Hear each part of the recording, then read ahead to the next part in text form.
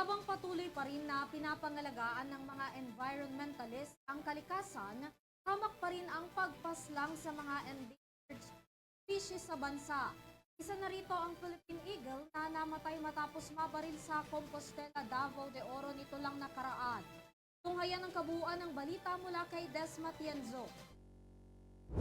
Isang Philippine Eagle na naman ang patay matapos mabarila sa barangay Magayon, Compostela, Davao de Oro. Ang nasabing Philippine Eagle, na kilala rin bilang monkey-eating eagle, ay nahanay sa critically endangered species.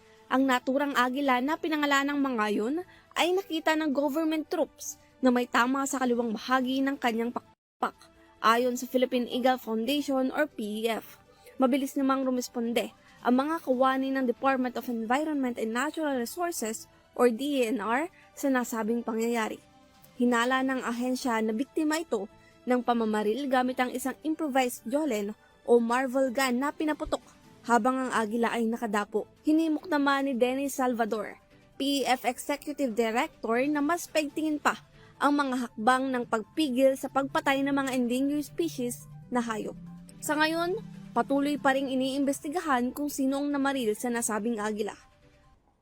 Para sa EuroTV News, ako si Des Matienzo, sumasaludo sa bawat Pilipino.